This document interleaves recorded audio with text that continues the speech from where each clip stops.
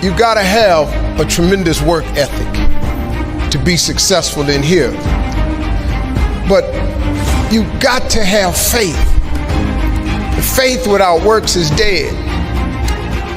Albert Einstein said once, he said, imagination is everything. It's the preview to life's coming attractions.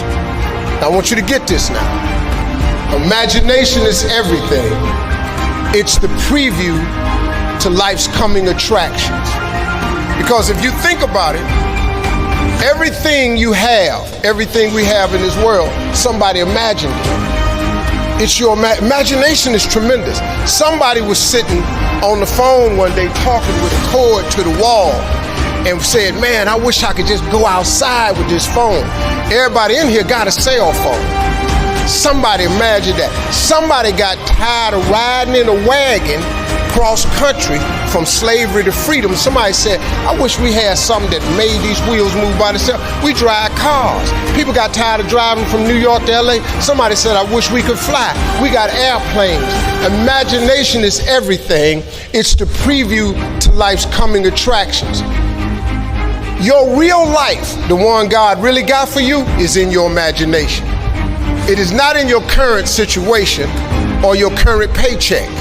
And if you've been living like that, you have then restricted yourself to a commonality that is really not yours. Because what really God got for you is really in your imagination. Faith is the substance of things hoped for and the evidence of things not seen. I talk to so many people who get older, like some of us are, and they've lost the faith.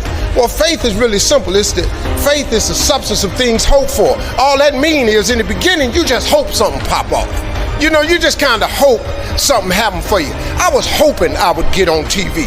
I wrote it on a piece of paper when I was 10. I want to be on TV. The problem I had when I wrote it at 10 was I suffered from a severe stuttering problem. I could not talk outside of my house. So can you imagine when I wrote on a piece of paper, I want to be on TV, and turned that in? But when I wrote it on the paper, it wasn't factual. I was just hoping. You just got to start with the hope. Faith is the substance of things that you hope for. You just hope something jump. Then what happened is, through grace and favor, he give you a couple of them things you hope for, and then you're supposed to start believing then. Because now it turns into faith. But if you take this scripture, faith is the substance of things hoped for and the evidence of things not seen. Your imagination really is. It's the evidence of things not seen. Because your imagination, you know why it's the evidence of things not seen? Because you're the only one can see it. Your imagination is actually God showing you a preview of a coming attraction that he has for you. The moment you don't believe in your imagination, you negate what he got for you. Your imagination is the preview to life's coming attraction.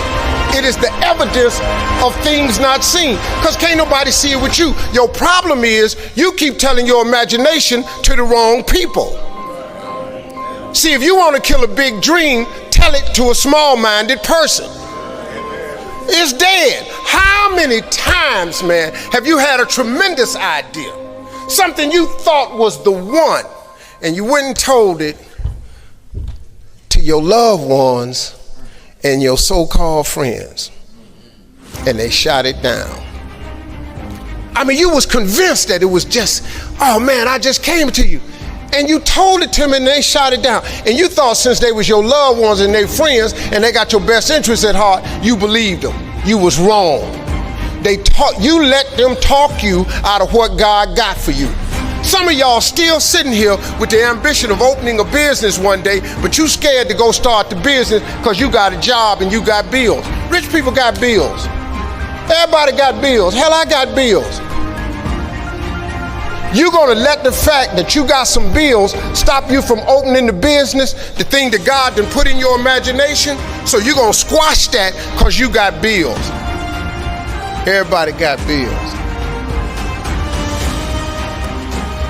Your real life is in your imagination.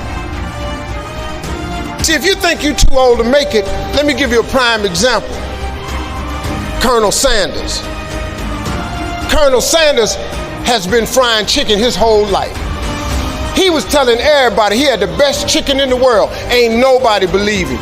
They turned him down everywhere. Colonel Sanders didn't get a franchise till he was in his 60s. Kentucky Fried Chicken sell more chicken than anybody in the world today. So if you're sitting here thinking because you got a little gray on you, and you too late, as long as God waking you up in the morning, that's the sign that he ain't through with you. You have not because you ask not. Do you know the difference that could make in your life? But you sit here and you take what you have, and it could be so much more if you would ask. See, you have not because you ask not. When the last time you really asked him for something? Or do you keep making requests that's inside the confines of your paycheck? When you gonna get outside of that? Didn't I just tell you God ain't in your paycheck? Didn't I just tell you he ain't in your job title? The life God got for you is in your imagination. Why you still imagine this stuff? Why you keep dreaming of a summer home? Why you keep dreaming of retirement? I do not live my life in the confines of what anybody says to me. I let my imagination go, and the imagination is a preview to life's coming attraction. But what that really means is God showing you a preview of what he has for you. So now, if you have not because you ask not, do you understand if you up your ask, he has to up his give? This period. This is simple stuff that anybody can apply. You ain't even gotta have no degree to do this. You don't even have to have no money to do this. You can start this today and change your whole game. But you have not because you ask not. You keep asking him for stuff that fit in your paycheck. Your paycheck say a 2015 Lexus, so you go down there and ask him for that. And guess what you get? A 2015 Lexus. You up your ask, he up his give. You have not because you ask not. I have asked God for some tremendous stuff. Everything he hasn't given to me is on the way. I have no doubt about it. Why would he not? His way is way bigger than yours. You can't even see his way. But you got to start to hustle. You got to give God something to work with. Look, if you start hustling and grinding, he'll fill it up for you. But if you ain't got no hustle and no grind, he can't fill it up. Number one thing in your world is not your education. It's your dream. So what you dreaming about, y'all? What you still dreaming about? What is God still showing you in your imagination? What are you so afraid of? Why would you not take that leap and go for it before you mess around and die? Why would you not go and see what God really got for you before you leave this world? Why would you hang on to a job? If I was you, before I leave this world, I'd go see what God really got for me.